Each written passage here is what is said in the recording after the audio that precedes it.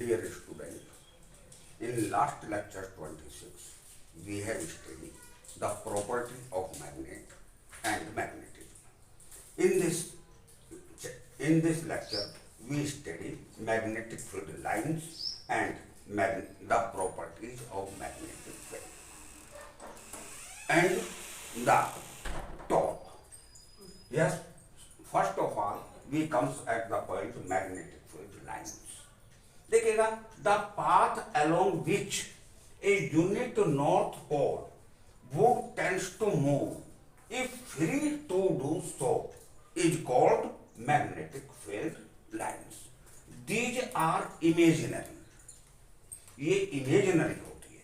इसको हम प्रैक्टिकली यदि बनाना चाहे तो प्रैक्टिकली कैसे बनाते हैं? एक कार्डबोर्ड लें और उसमें आयरन फिलिंग, उसमें कार्डबोर्ड के ऊपर ये आयरन फिलिंग्स सेंट में मिलाकर हम फैला दें. यदि हम कार्डबोर्ड के नीचे बार मैग्नेट कर दें, रख दें, तो वे कार्डबोर्ड के ऊपर जो सेंट में मिले हुए जो आयरन फिलिंग्स है वे एक कर्व में इस प्रकार आ जाती है. ये ऐसे इस प्रकार जो है, यदि ये बार मैग्नेट है तो ये इस प्रकार को जो है ये आ जाती है. ये ऐसे जो है वो री अरेंज हो जाती है. यदि ये हमारा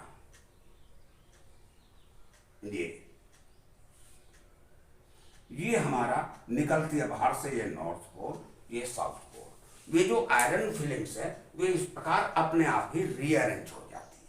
अब आइएगा properties of magnetic field lines. देखिएगा, these always makes close loop. देखिएगा, एनालोगस में हम इलेक्ट्रिक फील्ड लाइन से इनको कंपेयर करते हैं.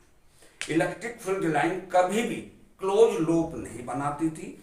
वे ऑलवेज जो है पॉजिटिव चार्ज से चलती है और नेगेटिव चार्ज पर एंड हो जाती है. जबकि ये क्लोज लूप बनाती है. इट मीन्स नॉर्थ पोल से बाहर की ओर ये चलती हैं और अंदर साउथ पोल से अंदर की ओर को चलती है. अर्थात डायरेक्शन होती है south to north inside magnet. तो ये ऑलवेज क्लोज लूप बनाती है. ये जिस प्रकार इलेक्ट्रिक फील्ड लाइन भी कभी एक दूसरे को इंटरसेक्ट नहीं करती हैं, इसी प्रकार मैग्नेटिक फील्ड लाइन भी कभी एक दूसरे को इंटरसेक्ट नहीं करती.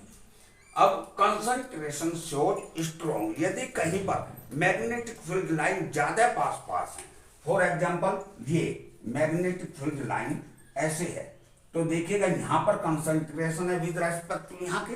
तो जहां पर मैग्नेटिक फील्ड लाइन ये कंसंट्रेटेड होती है वहां पर मैग्नेटिक फील्ड स्ट्रॉन्ग होता है, और जहां पर ये रेयर में होती है, दूर दूर होती है, वहां पर वीक होता है.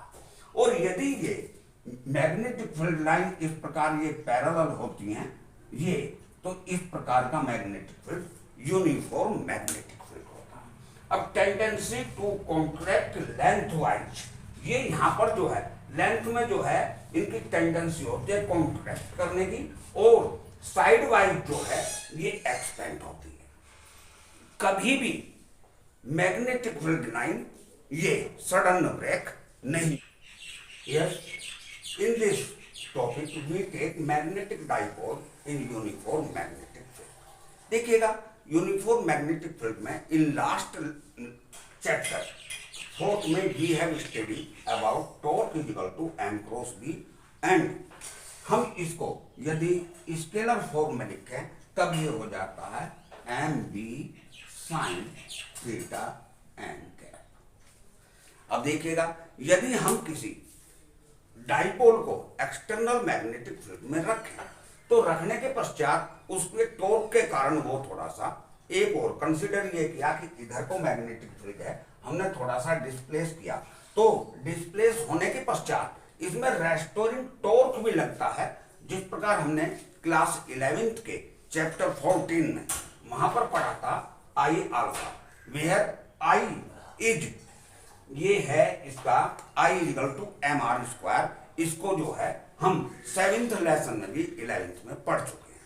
ये मोमेंट ऑफ इनर्शिया है, और अल्फा जो है उसका एंगुलर एक्सेलरेशन है. अब देखिएगा, जब ये दोनों रुक जाएंगे तो रुकने में in equilibrium condition, in equilibrium condition,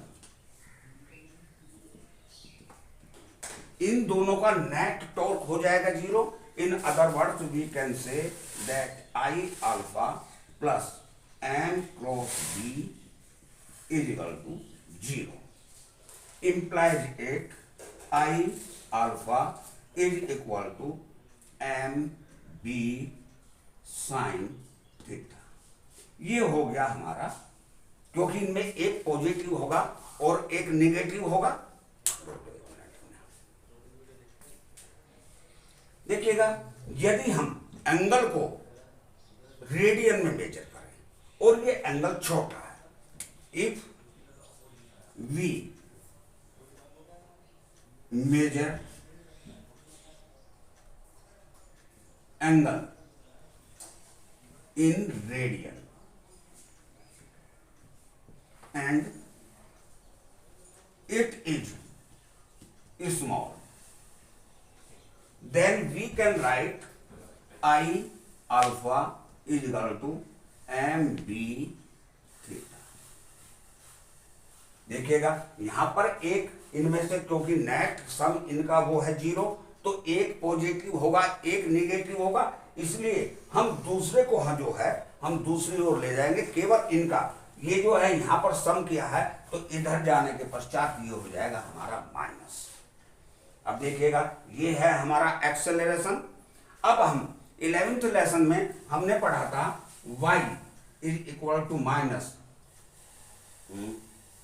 omega square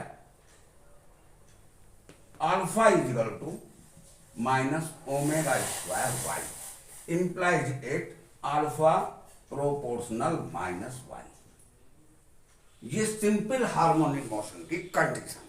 तो देखिएगा यहां पर यह अल्फा है, ये इसका एंगुलर डिस्प्लेसमेंट है।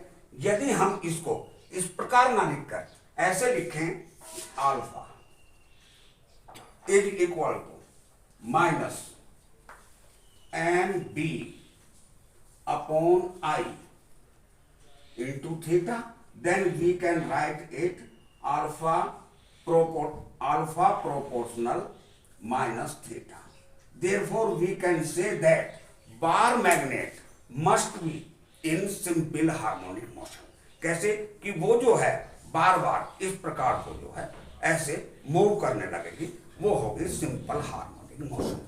और देखिएगा सिंपल हार्मोनिक मोशन में जो टाइम पीरियड होता है उसको यदि हम निकाल, देखिएगा यदि हम यहाँ टाइम पीरियड निकालें तो देखिएगा ये हुआ हमारा omega square is equal to alpha upon y, और अभी अभी जो था हमारा वो था हमारा alpha is equal to minus M B upon I into y. दोनों को कंपेयर करें, इसको इधर ले जाएं तो implies alpha upon y is equal to minus M B upon I. यहां पर ये इसका ये हो गया, यहां पर टाइम पीरियड था ये omega is equal to omega square, इसको हम ओमेगा मान ले तो ये हो गया हमारा omega square is equal to minus M B upon I. Omega होता है 2 pi upon T, implies it omega is equal to under root M B upon I. इसके बाद omega is equal to 2 pi upon capital T, implies it 2 pi upon capital T is equal to under root M B upon I, implies it t is equal to 2 pi 1 upon 2 pi under root I upon m b। ये हो गया हमारा time period. इसको इधर ले गए और इन दोनों को इधर ले गए। हम जानते हैं कि frequency new is equal to 1 upon capital T, therefore frequency nu is equal to 1 upon 2 pi under root M B upon I, ये होगी हमारी फ्रीक्वेंसी। Okay, thanks.